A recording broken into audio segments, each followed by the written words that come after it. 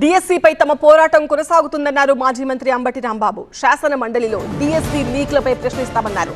డిఎస్సీలో అవకతవకలకు బాధ్యత వహిస్తూ మంత్రి లోకేష్ రాజీనామా చేయాల్సిందే అని డిమాండ్ చేశారు. పోలీసులను అడ్డుపెట్టుకుని ఉద్యమాన్ని ఆపలేరన్నారు. అంబటి రాంబాబు వ్యాఖ్యలకు సంబంధించిన మరింత సమాచారం అసోసియేట్ ఎడిటర్ హసీనా అందిస్తారు. డిఎస్సీపై ఇప్పటికే వైఎస్ఆర్సీపీ అనేక ఉద్యమాలు చేపట్టింది. అయితే నెక్స్ట్ ఏంటి, ఎలా ఉండబోతుంది, దీనిపైన డిఎస్సీపైన ఏ విధంగా ముందుకెళ్తారనే అంశంపై ప్రస్తుతం మనతో మాట్లాడడానికి మాజీ మంత్రి అంబటి రాంబాబు ఉన్నారు.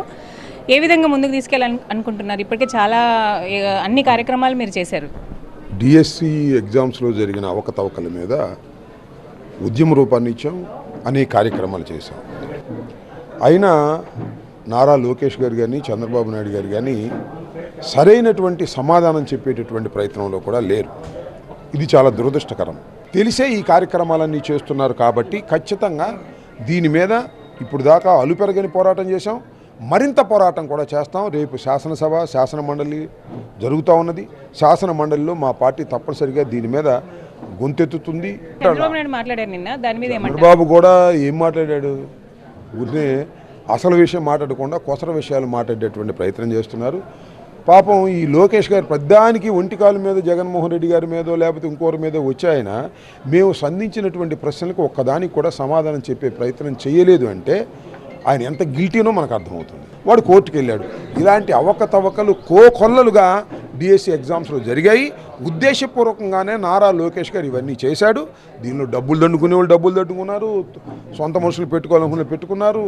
కాంపిటీషన్లో లేకోకుండా ఉద్యోగాలు ఇచ్చేటటువంటి ఒక దుష్ట సాంప్రదాయాన్ని ఇక్కడ తీసుకొచ్చి నారా లోకేష్ గారు దాన్ని అమలు చేశాడు. ఇది చాలా దారుణమైన అంశం. ఇది రాజకీయంగా మీరు ముందుకు తీసుకెళ్తున్నారు కానీ ఎవరు కూడా డిఎస్సి ఎవరైతే ఉన్నారో క్యాండిడేట్స్ వాళ్ళేం రావట్లేదు. ఉద్యోగాలు వచ్చిన వాళ్ళు కూడా చాలా హ్యాపీగా ఉన్నారని నిన్న ఉద్యోగాలు వచ్చిన వాళ్ళు చాలా హ్యాపీగా ఉంటారు. దానిలో సందేహం ఉంది.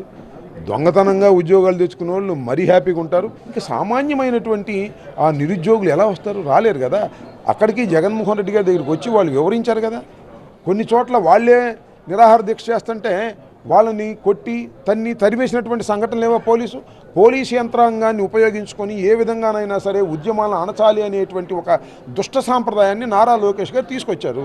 దానివల్ల భయపడుతున్నారు వాళ్ళు. వచ్చిన వాళ్ళు వచ్చారు మా దగ్గరికి. సో ఈ ఉద్యమం అనేది అసెంబ్లీలోని 4 రోజుల్లో అసెంబ్లీలో జరుగుతుంది, ఆ తర్వాత కూడా జరుగుతుంది. ఈ ఉద్యమం ఖచ్చితంగా న్యాయం జరిగేంత వరకు ఈ ఉద్యమం కొనసాగుతుంది. దానికి ఖచ్చితంగా నారా లోకేష్ బాధ్యత వహించాలి. అతనికి ఏదైనా నైతిక బాధ్యత ఉంటే రాజీనామా చేసి వెళ్ళాలి. సెషన్స్ ప్రారంభమయ్యే ముందు శాసన మండలిలో ఏ విధంగా ఉండాలి ఏమిటి అనే దాని మీద ప్రతిసారి జరుగుతూ ఉంటుంది. దానిలో భాగంగా ఇవాళ రేపు వాళ్ళందరినీ పిలవటం జరిగింది. దానిలో ఈ డిఎస్సి అంశాన్ని కూడా తప్పనిసరిగా మాట్లాడటం జరుగుతుంది. సహజంగా జరిగేటటువంటి అంశమే. ఈ ఉద్యమం అనేది కొనసాగుతుంది. అసలు దీనిపైన లోకేష్ రాజీనామా చేసేంత వరకు వైఎస్ఆర్సీపీ ఉద్యమాన్ని ముందుకు తీసుకెళ్తుందని చెప్పి అంటున్నారు. కెమెరా పర్సన్ అజిత్తో హసీనా, TV9 విజయవాడ.